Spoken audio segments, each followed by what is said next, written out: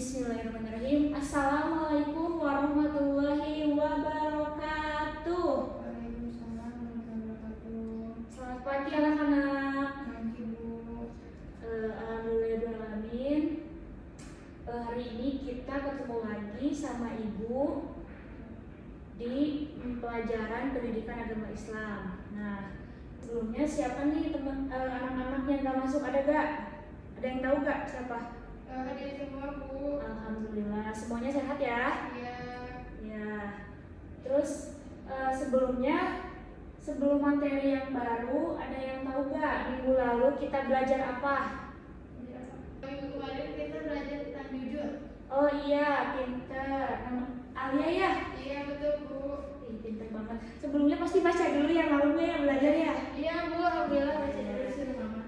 Nah, kita sekarang belajar sabar dalam menghadapi ujian. Nah, sebelumnya anak-anak di sini pernah gak merasa sedih atau kecewa terhadap sebuah kegagalan? Nah, pasti pernah ya. Iya. Yang lain juga pasti pernah, soalnya ibu juga pernah gitu saya pengalaman. Nah, sebelumnya pernah gak di sini teman-teman merasa kecewa karena gagal atau sedih karena sesuatu tidak berjalan sesuai harapan? Pernah Bu. Kenapa Alia? Apa itu sebabnya kemarin yang Alia sedih? Ini Bu, nilainya turun Bu. Turun. Iya. Apa ya? Berarti Alia harus lebih semangat belajar. Iya. Oke, untuk selanjutnya, nah sabar itu bukan berarti kita harus diam saja atau tidak berbuat apa-apa. Nah, sabar itu artinya menahan diri dari rasa marah, putus asa, dan tetap berusaha dengan tenang ketika menghadapi kesulitan. Nah, jadi kita gak boleh diam aja anak-anak. Kita juga bukan berarti harus diam, tapi kita juga harus bisa menahan emosi kita kalau kita saat lagi marah.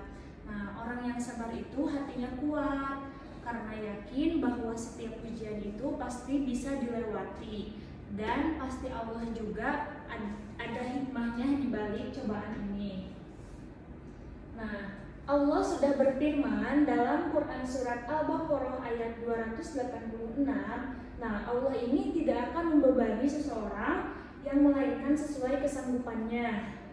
Nah, artinya setiap masalah yang kita hadapi sebenarnya sudah kemampuan kita. Maka dari itu, kalau kita dikasih cobaan atau yang berat maupun hal yang kecil, Allah itu pasti tahu kita itu bakal sanggup menghadapi cobaan atau ujiannya itu.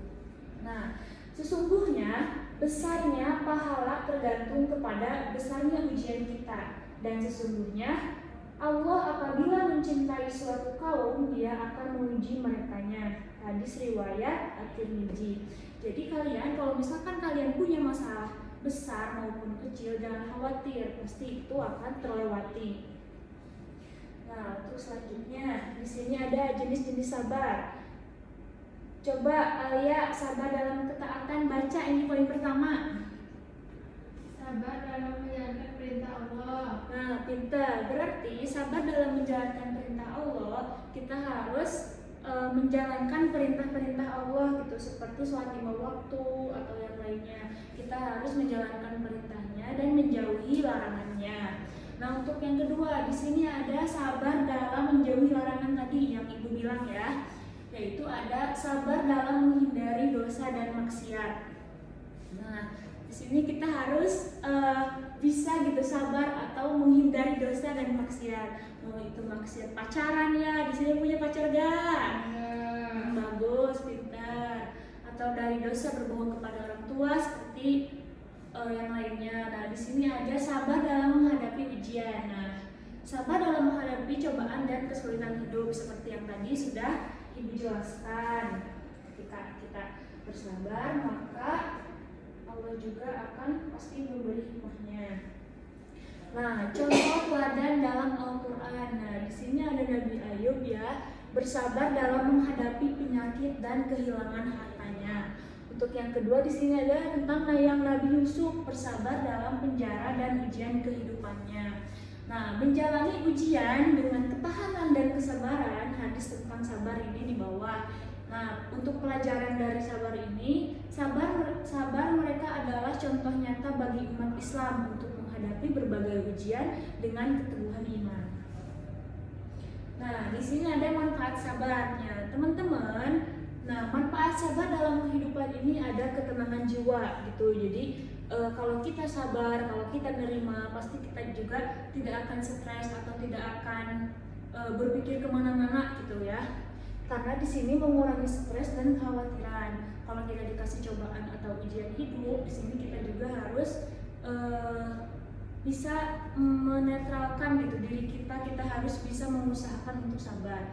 Nah, untuk yang kedua di sini ada peningkatan keimanan. Nah, peningkatan keimanan ini berarti kita harus mendekatkan diri kepada Allah. Seperti kita selesai sholat itu kita bukan langsung buru-buru lipat mukena atau langsung pergi keluar, tapi kita juga harus berzikir dulu, bersolawat dulu. Nah, itu bisa membuat menjadi hati kita tenang. Nah, untuk yang ketiga, pahala yang besar. Nah, di sini kalau misalkan kita sudah menerima sesuatu dengan sabar atau yang lainnya, nah di sini pasti kita mendapatkan pahala dari Allah dan menghindari dosanya. Nah, di sini sebelumnya Ibu akan membagi diskusi kelompok, yaitu 4 orang atau 5 orang. Coba kalian diskusi kelompok mengenai teman ketika ada yang berbohong di dunia nyata. Coba sok teman-teman di sini berkumpul 5 orang atau 4 orang. Nanti yang ini teman-teman yang semuanya maju ke sana.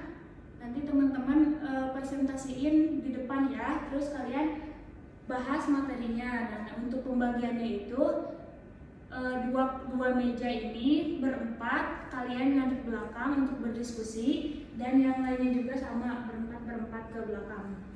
Nah, nanti setelah berdiskusi, teman-teman semuanya presentasiin di depan seorang atau 2 orang dan jelasin kepada teman-teman semuanya di belakang. Paham? Oke. Nah, di sini sebelum ke diskusi kelompok, Ibu akan membacakan. Allah tahu batas kita dan tidak akan memberi cobaan yang di luar kemampuan hambanya. Jadi kalau kita merasa hidup berat, sebenarnya kita masih mampu menjalaninya asal kita tetap sabar dan berusaha. Nah, menghadapi ujian dengan sabar. Nah, praktik sabar dalam kehidupan sehari-hari ini menghadapi masalah finansial. Nah, dengan keyakinan bahwa Allah akan memberikan jalan keluar. Setiap kita punya masalah pasti ada jalan keluarnya. Nah, untuk mengatasi konflik dengan berbicara baik dan bersikap tenang. Nah, untuk yang ketiga, kita menanggapi kritikan dengan menerima dan memperbaiki diri tanpa emosi berlebihan. Ketika ada orang yang mengkritik kita atau ada yang ngasih tahu, kita harus terima ya. Jangan kalian jadi benci ke orangnya gitu. Contohnya nih masalah finansial, membuat rencana keuangan dan berdoa. Atau konflik, mencari solusi damai dan saling memahami teman. Nah, udah ya, sekarang masing-masing kelompok berdiskusi. Nah, udah ya, udah presentasi juga, udah diskusi. Nah, sekarang waktu udah menunjukkan bel ya di luar. Oke, kita sebelumnya Ibu akan memberikan kalian motivasi. Jadi kalian itu jangan bosan untuk sabar gitu ya. Karena Allah itu pasti akan memberikan masalah atau sesuai porsi kita masing-masing. Misalnya kita pasti bisa menjalankan semuanya. Maka dari itu kita harus bisa sabar menghadapi ujian, mau itu cobaan hidup atau ujian apapun itu. Ketika kalian mendapat nilai kecil atau ranking, di situ kalian jangan pernah menyerah. Kalian ngeluh boleh, asal jangan nyerah. Nah, di situ kalian harus bangkit, bisa membuktikan bahwa kalian itu pasti bisa. Nah, alhamdulillah anak-anak, pembelajaran kali ini tentang sabar dalam menghadapi ujian atau cobaan kita cukupkan.